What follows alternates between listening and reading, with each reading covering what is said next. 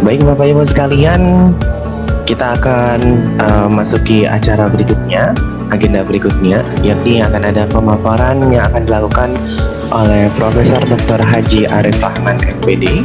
Dulu SMA Kesatria itu atau perguruan kesatria itu, perguruan kesatria 51 itu mempunyai sejarah yang besar, sejarah yang penting, sejarah yang berarti, ya. Jadi kepada guru-guru dan anak-anak di kesatria harus mempunyai rasa bangga, ya.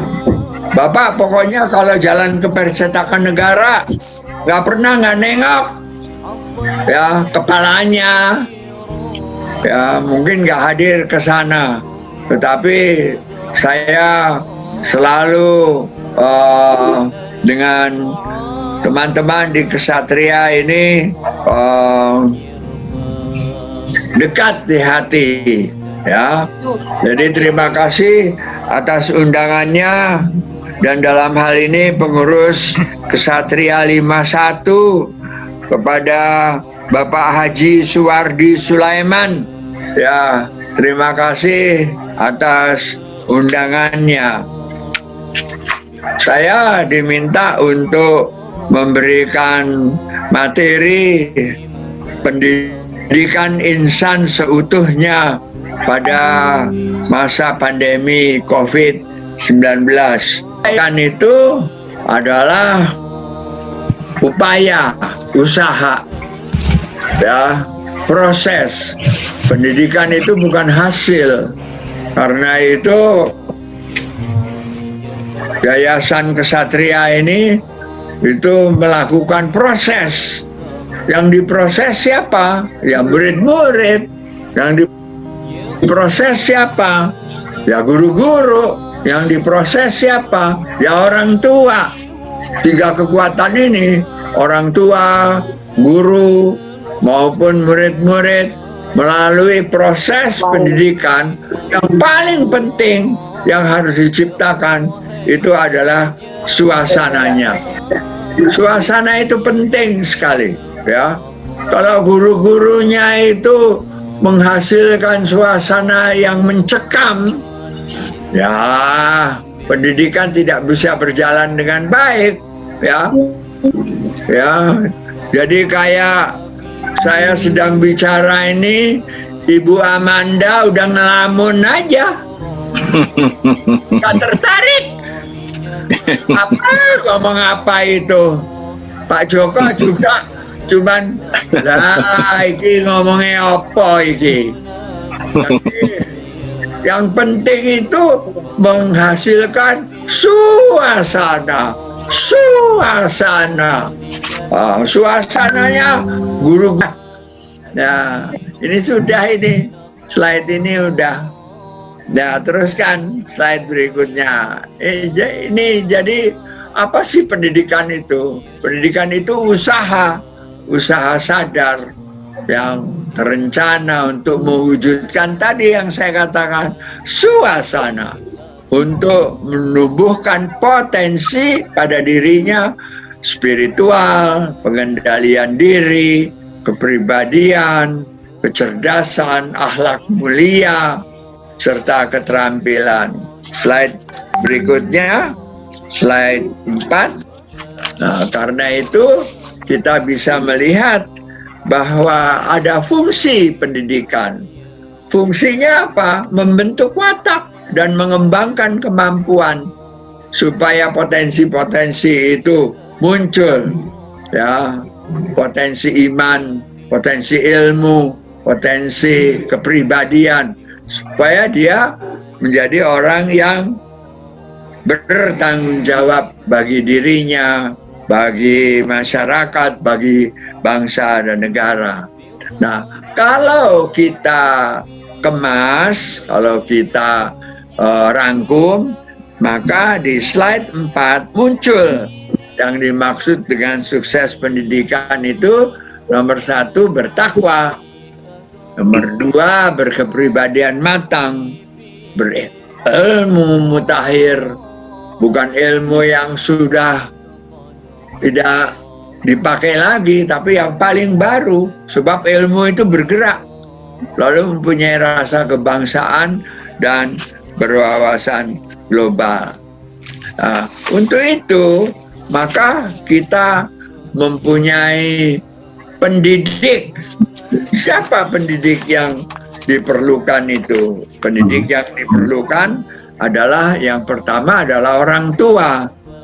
Orang tua itu harus bisa mengarahkan, menjelaskan, berdialog, memberi pedoman, bekerja sama, membimbing, menjadi contoh yang baik. Orang tua tidak boleh menjadi contoh yang buruk, ya.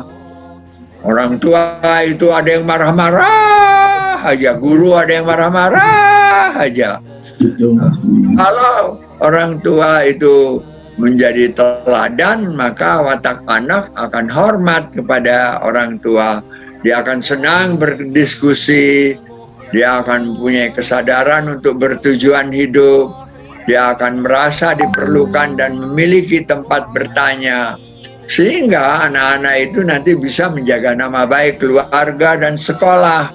Dia bisa bersosialisasi dengan macam-macam masyarakat dan mempunyai prinsip yang dewasa, memiliki akar di dalam keluarganya. Nah, ini adalah peran orang tua. Apa peran guru?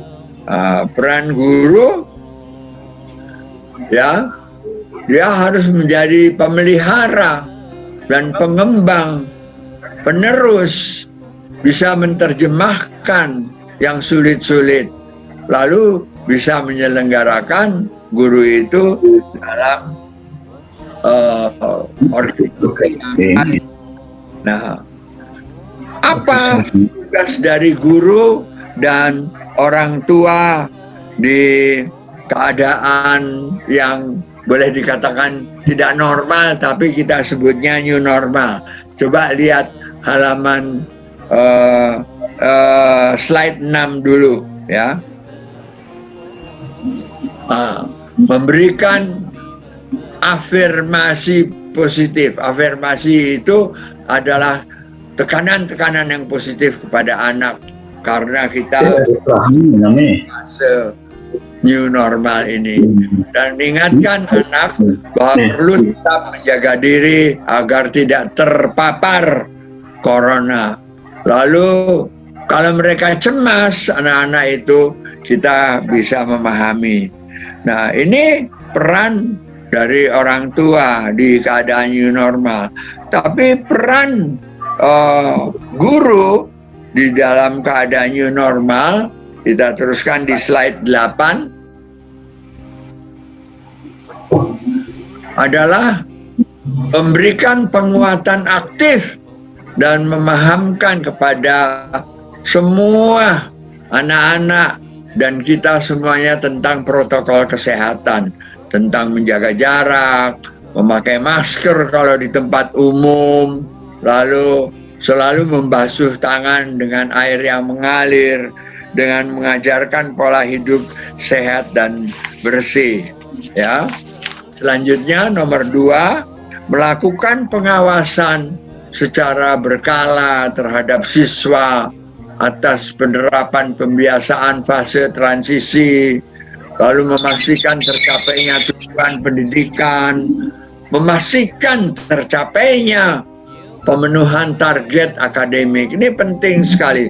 Meskipun kita PJJ, pembelajaran jarak jauh, kita harus selesai akademis kita. Lalu kita harus bisa mengevaluasi, aktif melakukan kerjasama dengan kepala sekolah, dan aktif melakukan kerjasama dengan orang tua, ya. Lalu apa yang harus disiapkan untuk guru? Ya, guru itu di slide 10 harus kuat akademisnya. Tidak boleh guru itu kurang membaca dan jarang membaca. Ya, harus membuka informasi-informasi baru. Lalu guru itu psikologisnya harus stabil. Ya, saya terus terang saja sudah berhari-hari dari bulan Maret ini kegiatan di rumah. Wah, suntuk juga ya di rumah terus. Tapi kita harus pandai mencari metode-metode baru supaya secara sosial kita tetap berhubungan dengan kesatria, berhubungan dengan Kementerian Pendidikan dan Kebudayaan, dan kebetulan saya ini bertanggung jawab untuk program UNESCO, berhubungan dengan teman-teman yang ada di Perancis, ya. Tapi ini bisa kita kerjakan karena kita sehat jasmaninya, ya. Nah, itu yang penting. Sekarang sekolah, apa yang harus disiapkan oleh sekolah? Sekolah harus bersih, ya. Sarana dan prasarananya itu harus mendukung. Sekarang banyak loh sekolah yang berjalan, tetapi lalu anak-anak itu sarana dan prasarananya, ya, duduknya jauh-jauh, lalu mereka banyak bekerja dengan laptop mereka. Nah, orang tua harus memahami bahwa ada gerakan new normal sekarang untuk kesehatan. Nomor satu sekarang kesehatan. DKI ini bertambah loh yang kena corona, ya.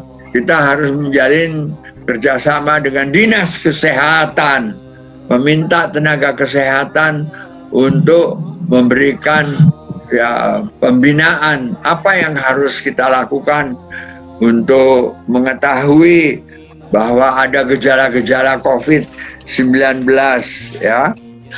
Yang nomor 5, membuat jadwal guru yang akan mengontrol distancing ini. Ya, distance itu jarak. Ya, jadi social distancing itu artinya menjaga jarak. Ya.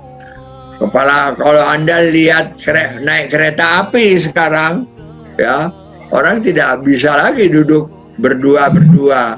Ya, jaraknya itu di tempat tunggu pun ada tempat yang harus dikosongkan. Kepala sekolah beserta wakil kurikulum dan kesiswaan membagi jumlah peserta didik dalam satu kelas menjadi 2 bagian, ya, untuk menetapkan social distancing tadi, lalu menyusun jadwal, ya, dan melaksanakan proses pembelajaran kalau perlu 2 gelombang atau 3 gelombang.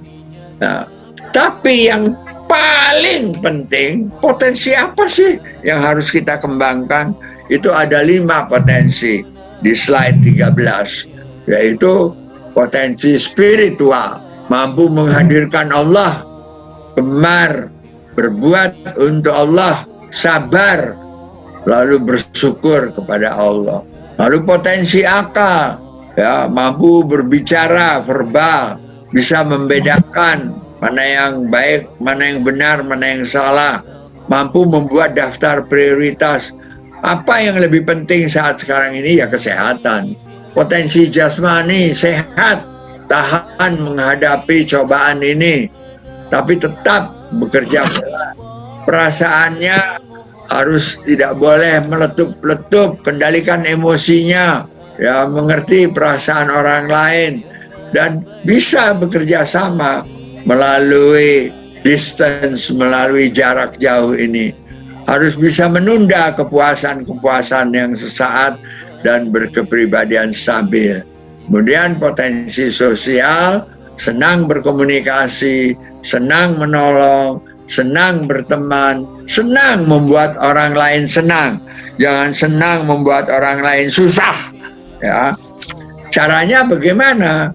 Dengan prinsip pendidikan yang harus dikembangkan di slide 14, yaitu disiplin, tanggung jawab, ketepatan kerja, adanya komitmen, keterikatan hati maupun pikiran kepada program, lalu teratur dan mampu, ya, melakukan apa yang kita kerjakan. Saya ini sekarang harus mampu menjelaskan, jadi kompeten, dan ini harus dilakukan secara semangat juang di dalam kemartabatan B, kejujuran, ya, semangat juang, lalu berani untuk yang benar dan adil, lalu unggul, lalu tekun, dan tahan cobaan. Bagaimana caranya ini semua bisa berhasil? Bisa berhasil kalau kita mempunyai mata aturan di dalam struktur. Kita ada kerjasama, nomor 4. Kita saling memperhatikan, nomor 5. Nomor 6, ya. Sikap apa yang perlu dikembangkan dalam pendidikan di rumah? Ya Allah, di rumah ini kesal banget, suntuk banget ya, bosen lihat suami terus menerus, lihat istri terus menerus, lihat anak terus menerus. Ya harus stabil, berhati tenang, sejuk, tapi semangat terus ya, hangat. Hei, kalau ketemu dari kamar tamu ke kamar tidur, ke kamar makan, ke dapur, halo, harus gembira ya, dan senang mencari pengetahuan. Karakter apa yang harus muncul sebagai rangkumannya? Yaitu 1, yakin pada Allah, semangat kerja keras, bekerja luas dan terbuka, berusaha dan sanggup dan bertanggung jawab, lalu optimis dan bersyukur, bersih, tertib dan rapi, berani untuk yang benar, bersedia memberi dan meminta maaf, toleran kepada kekurangan, dan harus menjadi penolong serta kreatif ya. Lalu nomor 12, mandiri, yakin akan kekuatan diri, mau belajar dan berpikir ilmiah, bukan berpikir awam tapi ilmiah, ajak, memakai nalar, halus perasaan, hormat dan disiplin dan taat azas, sopan santun, dapat dipercaya, dapat mengendalikan diri ya. Amarahnya itu tidak boleh meletup-letup, kita harus amanah ya, bersikap adil dan sportif, dan berikhtiar dan tawakal kepada Allah Subhanahu wa Ta'ala. Nah, yang terakhir sebagai rangkuman, saya mengusulkan supaya pendidikan di rumah ini berhasil, yaitu nomor 1, takwa, nomor 2, jangan kaku, fleksibel lah, terbuka, jangan terlalu banyak rahasia ya, tapi tegas ya, berencana, mandiri, toleransi, disiplin, berani ambil risiko, sportif, dan ada kerjasama setiap kawan. Lalu ada integritas, dan yang nomor 13, orientasi ke masa depan dan penyelesaian tugas. Demikian yang bisa saya sampaikan untuk kesatria ya. Mudah-mudahan ini semuanya dapat dimanfaatkan. Silahkan materi saya ini mau digandakan, mau disebarluaskan, silahkan. Assalamualaikum warahmatullahi wabarakatuh. Waalaikumsalam warahmatullahi wabarakatuh. Baik, terima kasih Profesor telah memberikan. Terima kasih Profesor telah memberikan materi kepada kami. Terima kasih Profesor. Terima kasih Pak. Iya. Baik Bapak. Terima kasih. Baik Bapak Ibu sekalian.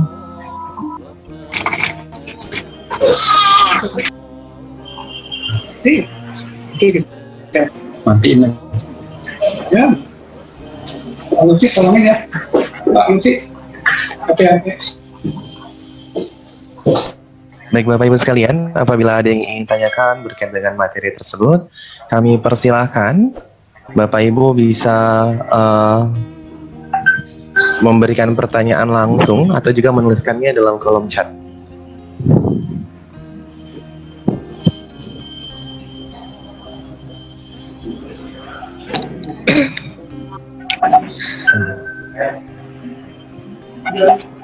Bondan Prakoso. Baik, ada Bapak Ibu? Ada yang ingin bertanya kepada Profesor? saya izin bertanya, Profesor. Baik, Saya dengan Rani. Selamat pagi, Prof.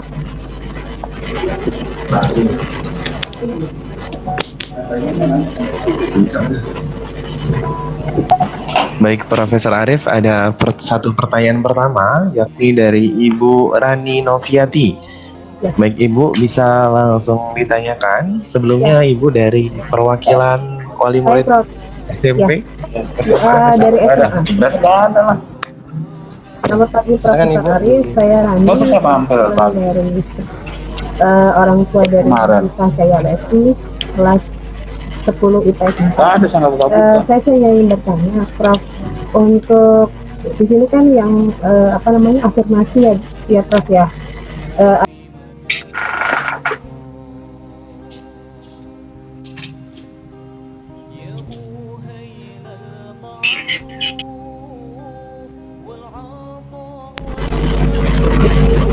Ya, baik. Saya mau ingin bertanya, Prof, untuk afirmasi ya atau tekanan yang harus diberikan, tekanan positif yang harus diberikan orang tua itu sebaiknya seperti apa ya, Prof?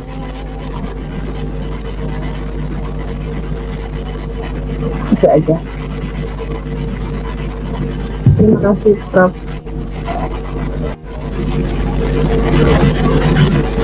Baik Ibu Rani, kami mohon maaf, bisa diulangi pertanyaannya karena tadi sempat terputus. Baik. Mungkin kurang jelas pertanyaannya. Baik. Selamat pagi, Prof. Arif.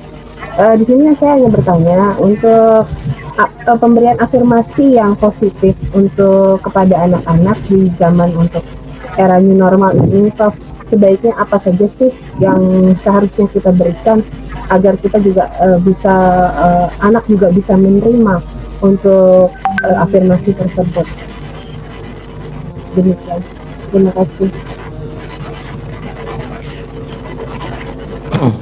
Baik, terima kasih Ibu Rani. Mungkin ada pertanyaan lain. Pertanyaan pertama dari Ibu Rani adalah bagaimana upaya yang dapat dilakukan orang tua dalam memberikan afirmasi yang terbaik di masa pandemi seperti ini. Mungkin ada lagi pertanyaan yang lain atau bisa langsung dijawab oleh Profesor? Mungkin masih di mute ya, Profesor. Ya.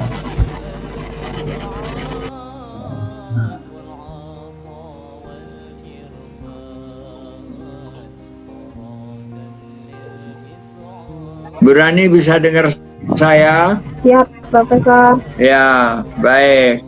Jadi yang dimaksud dengan afirmasi positif itu adalah kata afirmasi artinya penekanan, firm, ya. Jadi penekanan positif. Yang nomor satu, umpamanya, ya, kepada anak-anak itu meskipun dia tidak bisa, kita harus memberikan dorongan. Bisa dek, adik coba aja sekali lagi. Insya Allah bisa kok adik bisa. Itu jadi kita positif begitu. Nah, banyak orang tua yang kalau melihat anaknya bingung itu sudah nggak usah dikerjakan. Kamu emang bodoh gitu. Nah, itu tidak positif.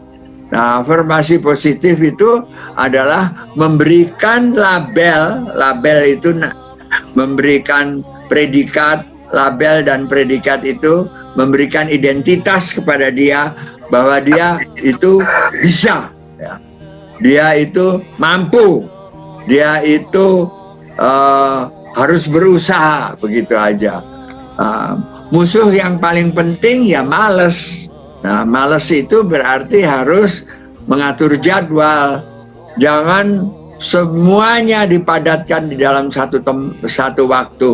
Harus direntang-rentang, ada waktu istirahat, ada waktu makan, ya. Lalu ada waktu untuk ibadah, sholat, dan yang lain-lain. Begitu ya Ibu Rani. Baik, terima kasih Profesor Arif. Sama-sama Mbak Rani.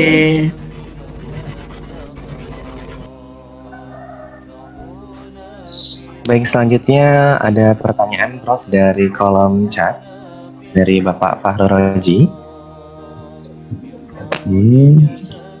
Nah, pertanyaannya adalah perihal dalam belajar di masa pandemi COVID sekarang ini, bagaimana cara mengatasi masalah psikologis pada anak yang berkaitan dengan hambatan belajar? Selama ini anak merasa jenuh karena di rumah terus. Ya, jadi di sini ada kata yang menjadi kunci, jenuh. Nah, jenuh itu artinya sudah tidak bisa lagi. Nah, untuk itu supaya tidak jenuh secara psikologis, belajarnya jangan dipaksakan, dimampatkan di satu waktu. Jadi harus direntang-rentang supaya tidak jenuh, ya. Karena di rumah terus, iya memang dia harus diberitahu kalau kamu pergi ke sekolah, kamu nanti bisa sekolahnya memang bersih, tapi bisa terpapar corona sebab ada orang-orang yang datang ke situ, yang jualan, yang macam-macam. Jadi anak-anak itu akalnya harus dibantu untuk dia bisa mengerti, dan orang yang mengerti itu biasanya tidak jenuh. Yang kedua, jenuh itu karena terus menerus tidak berhenti gitu. Nah, saya juga bisa jenuh sekarang, karena itu caranya saya harus bicaranya tidak saya bicaranya harus menarik, harus semangat supaya tidak jenuh. Jadi karena di rumah terus, ya kita jangan di dalam kamar terus.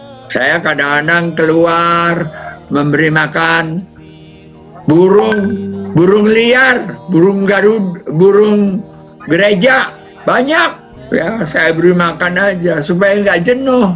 Ya, pagi-pagi mereka datang, nanti sore mereka datang, gitu. Lalu ada kucing kebetulan. Nah, kucingnya juga bisa menghibur saya. Istri saya juga kebetulan mempunyai hobi tanaman. Nah, saya ikut merawat tanaman, begitu. Itu caranya supaya tidak jenuh. Ya. Begitu ya, terima kasih.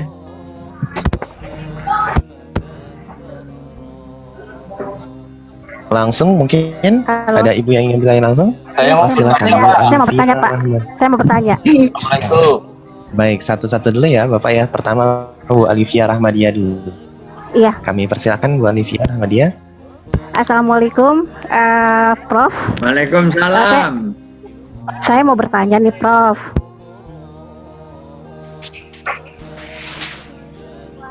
Suaranya hilang. Oh, suaranya hilang ya, Prof. Ya,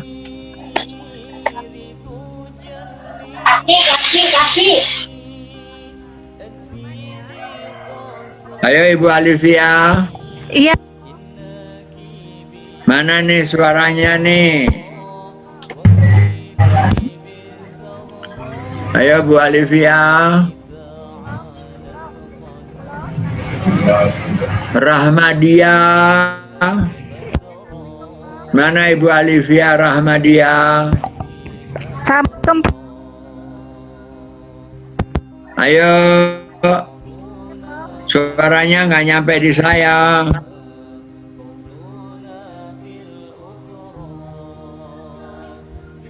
Ibu Alivia Rahmadia. Baik, Ibu Alivia mungkin bisa ini dulu ya Bu ya, bisa dicek dulu audionya. Ya, Kita dibantu ke Mas. pertanyaan berikutnya terlebih dahulu, Iya, iya. Bapak.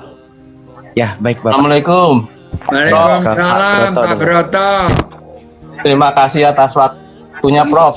Saya termasuk penggemar dari Profesor nih kalau untuk masalah pendidikan, Prof. Silahkan. Pertanyaan saya, Prof, kan kami berdua nih selaku orang tua bekerja. Ya. Jadi waktu anak-anak belajar daring di rumah itu kami bekerja. Jadi kami tidak bisa menemani, mungkin kalau ada orang tua yang kebetulan selalu di rumah ya Prof ya. Pertanyaan saya, tips-tipsnya bagaimana Prof ya? Sementara kan pelajaran anak saya ada 2, anak saya di SMA dan di SD. Mungkin kalau yang SD masih bisa ya, sepulang dari bekerja ngajar-ngajarin gitu ya Prof. Nah, sementara yang SMA ini kan pelajarannya kadang-kadang mungkin kita sudah lupa ingat, jadi mesti harus buka-buka buku lagi gitu loh Prof. Tips-tipsnya gimana ya Prof, supaya anak saya juga berhasil dalam belajar daring ini Prof. Terima kasih. Assalamualaikum warahmatullahi wabarakatuh. Pak Broto, orang tua bekerja dua-duanya. Ini kalau nggak bekerja dua-duanya nanti punya utang. Jadi sebaiknya memang bekerja dua-duanya. Nah, anak-anak itu sebelum Bapak berangkat, tanya sama anak yang SMA maupun yang SD itu, apa yang akan kamu pelajari hari ini dan programnya apa? Anak-anak itu punya program. Dia punya hubungan kok sama guru-gurunya. Saya harus menyelesaikan ini. Jadi sekarang ini di seluruh Indonesia ada yang disebut jadwal PJJ, jadwal pembelajaran jarak jauh. Ada jadwalnya.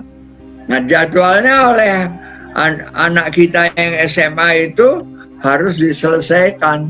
Nah, karena gurunya itu jarak jauh, tidak semua materi itu bisa diselesaikan.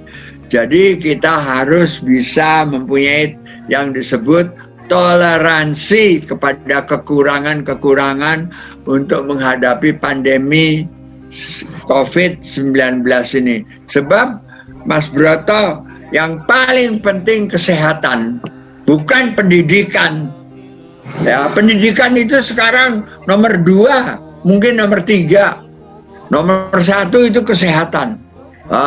Lalu mungkin nomor 2 itu ya kekeluargaan kita. Baru nanti pendidikan.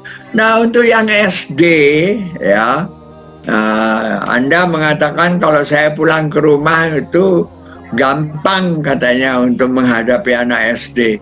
Hati-hati sama anak SD ini.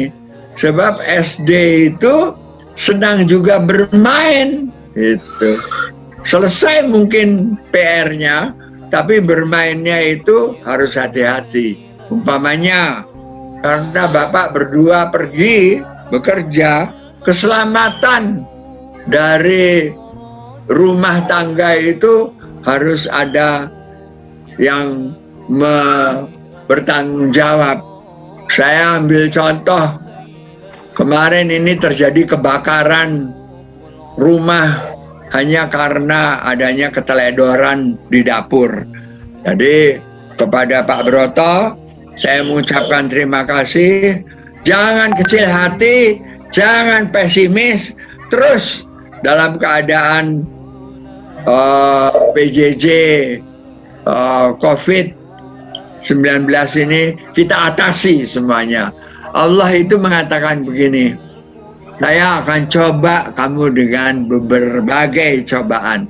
Coba saya akan lihat kamu tangguh atau tidak.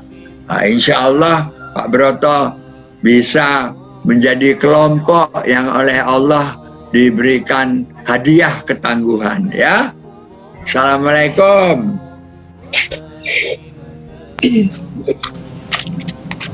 Baik. Assalamualaikum Pak, saya mau bertanya.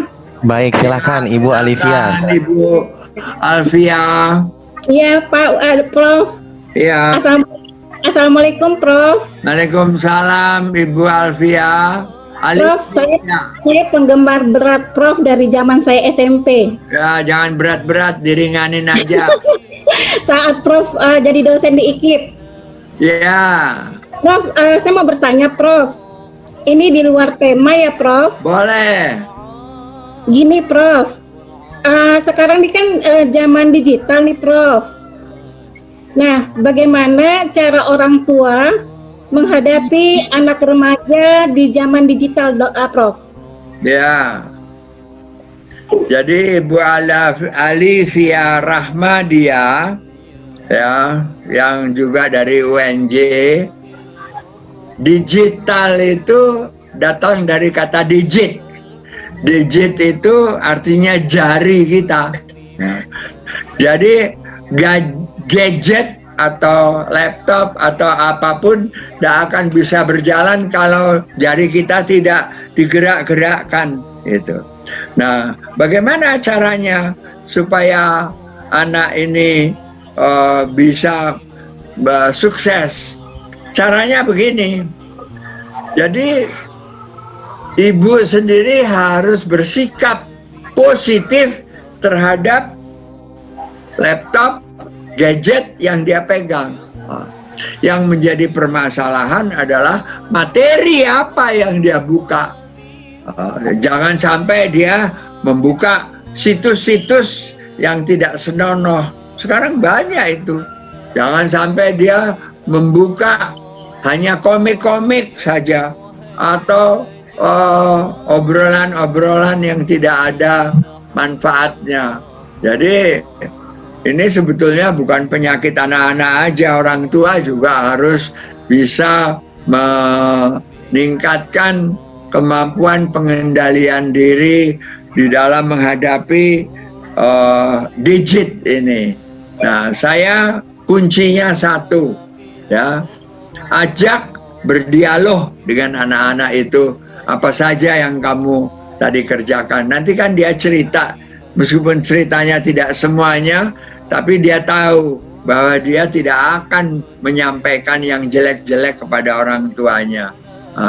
Tapi namanya orang tua, kita harus jeli. Jeli itu tahu meskipun tidak diberitahu, ya. Mengerti meskipun dia tidak mengerti, ya. Jadi insya Allah Ibu Alifia Rahmadia sukses, ya, sebab mendidik anak itu adalah proses, ya, bukan produk, Ya, tapi ya. proses. Teruskan, silakan. Prof, terima kasih Prof. Kembali. Baik, ada lagi mungkin Bapak Ibu yang ingin bertanya langsung kepada Profesor? Assalamualaikum Pak, permisi saya mau nanya. Ya, Baik, siapa sama-sama. ini? Saya Syakira dari XIPS 4, saya mewakilkan mama saya. Saya ingin bertanya, kan saya sebagai murid di waktu pandemi ini, saya ngerasa pelajaran tuh nggak masuk di otak saya gitu, Prof. Maksud saya kayak nggak diserap, jadi kayak banyak pelajaran yang saya nggak ngerti, terutama itu matematika. Jadi kayak, tapi di satu sisi ujian tuh nanti saya gitu loh, maksudnya saya diharuskan untuk ujian dan saya memang butuh nilai yang tinggi untuk dapat beasiswa. Tapi karena saya nggak ngerti sama matematika, jadi saya nilai saya jelek. Maaf Prof, ada tips atau cara nggak biar saya tuh cepat ngerti matematika? Soalnya saya harus, kalau matematika saya harus bertatap muka langsung biasanya Prof, dibandingkan harus lihat video. Sudah, terima kasih. Oke. Ya, baik. Syakira, nomor Iya, satu, Syakira tidak boleh menyerah. Ya, matematika itu adalah mata pelajaran yang sulit karena pelajaran matematika, bahasa itu adalah pelajaran-pelajaran hayalan, tidak konkret. Ya, saya beri contoh mengapa jari seperti yang saya ini disebut 2, enggak 5. Ya itu kesepakatan aja. Maunya ini 2 gitu. Lalu kalau kita bilang ini 3, salah katanya. Einstein itu menemukan satu rumus yang luar biasa. Disebutnya rumus relativitas. Relatif. Jadi kepada Shakira ya yang nilainya jelek, jangan menyerah ya. Einstein aja mengatakan bahwa saya sendiri juga nggak ngerti kok. Itu orang yang katanya pandai. Jadi ilmu itu diawali dari kamu tidak mengerti. Lalu kamu mengatakan tidak terserap. Memang ya, Shakira, tidak semua ilmu pengetahuan itu bisa terserap. Ya, sebab otak kita ini mempunyai batas masing-masing ya. Nah, ini kamu bilang di depan saya ini akan ada ujian yang akan menetapkan nanti saya dapat beasiswa atau tidak. Saya beri nasihat kepada kamu. Itu bagus sekali bahwa kamu mempunyai titik yang harus kamu capai. Ya, saya tahu ya, Shakira, bahwa kalau ada satu titik yang kamu capai, seperti lari 100 meter itu kan ada batasnya. Itu ada kecepatan yang harus dikejar. Nah, saya terus terang saja ya melihat kalau kamu sudah khawatir seperti ini adalah awal yang baik untuk mendapatkan beasiswa. Sebab kalau kamu nggak khawatir, nanti kamu nganggap enteng. Alah, gampang. Alah, gampang. Itu nggak bisa begitu. Ya, Shakira, oke? Ya. Sukses Ya, ya. Prof. Ya, makasih Prof. Kembali Shakira. Ya, baik, terima kasih Prof. Berikutnya mungkin saya akan menyampaikan beberapa pertanyaan yang di kolom chat ya Prof ya. Ya, silakan. Ini ada pertanyaan tadi Shakira sudah, berarti ini model pendidikan yang bagaimana untuk membenahi moral anak murid zaman sekarang? Seperti apakah seharusnya konsep yang dirancang pemerintah saat ini, khususnya pada masa pandemi? Ini ada di kolom YouTube. Jadi ini khususnya membenahi moral ya. Apa itu moral? Ya. Moral itu ada hubungannya dengan akhlak.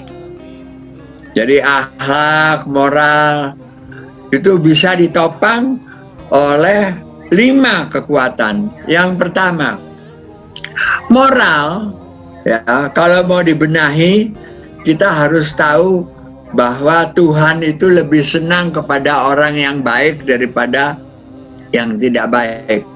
Nah, yang bahayanya kalau umpamanya kita sudah mengatakan bodoh amat soal Tuhan, aku nggak mau tahu. Ya, saya nggak bisa ngomong deh sama kalian.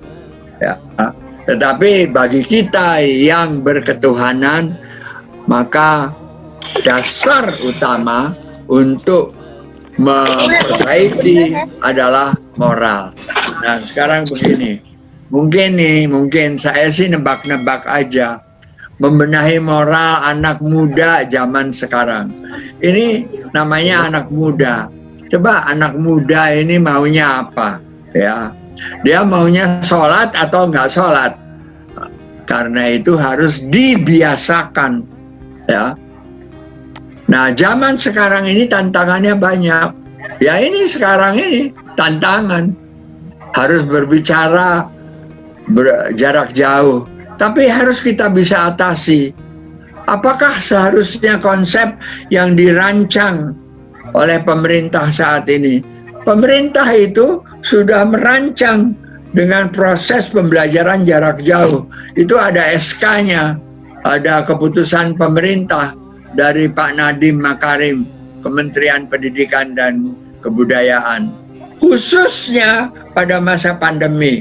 Jadi ada pemerintah itu mempunyai suatu keputusan supaya jangan sampai anak-anak, murid, guru-guru itu terpapar pandemi. Itu sebabnya ditoleransi atau difahami dan bisa dimengerti, bisa diterima kalau kita belajar jarak jauh seperti ini.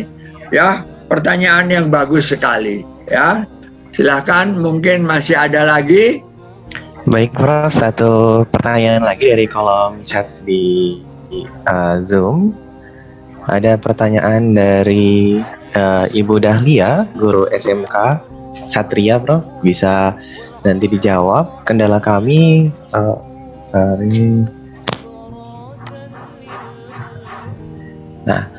kendala kami sebagai guru adalah untuk mendisiplinkan siswa kami untuk bisa hadir tepat waktu saat mengikuti PJJ. Ditambah lagi, kurangnya support dari orang tua sendiri. Kami selaku wali kelas sudah berkoordinasi dengan orang tua dan anaknya.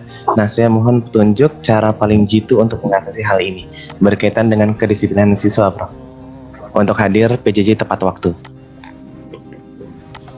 Iya, memang bangsa Indonesia ini harus dilatih ya. Bagaimana tepat waktu. Alhamdulillah sekarang kereta api itu kalau berangkat tepat waktu. Orang kalau naik kapal terbang sudah jelas dia tidak bisa bersantai-santai. Jadi alhamdulillah kegiatan kita, bus, kapal terbang, kereta api itu sudah tepat waktu. Sehingga semua orang itu terdorong untuk tepat waktu. Kalau tidak ketinggalan. Nah, sekarang yang suka bisa nggak tepat waktu itu makan siang. Yang suka nggak bisa tepat waktu itu kalau kita ingin datang ke rumah yang kita cintai. Zaman sekarang disebutnya pacaran.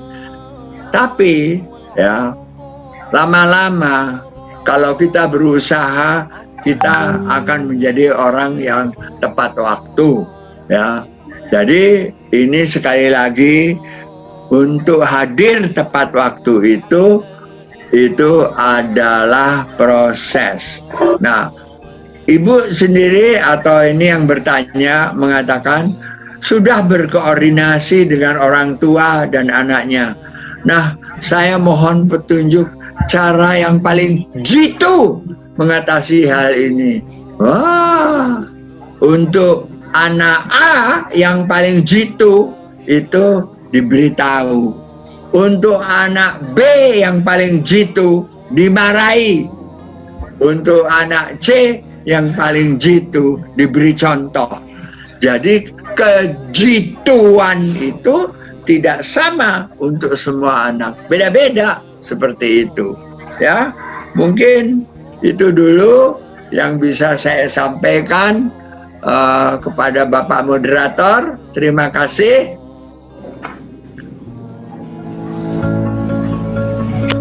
Baik, terima kasih banyak Profesor Dr. Haji Arif Ahmad. Baik, saya berterima kasih kepada SMA Kesatria 51 ya. Mohon bertanya, Ibu Sri Lestari. ya Pak. Terima kasih Dahlia Andayani Kadir. Ya, terima kasih. Ya, sama-sama. Terima kasih Prof. Ya, saya mau nyanyi untuk Satria. Profesor nyanyi. Boleh. Boleh, Prof. Boleh banget. Kita pasti bakalan jadi pendengar yang baik kok, Prof. Ya. Terima kasih sekali lagi Profesor. Ya, sama-sama. Saya mau nyanyi, boleh nggak? Boleh. Satria hebat-hebat, putra putri dan guru yang paling keren. Dari Sabang sampai Senen semua orang pada pengen Kesatria paling keren.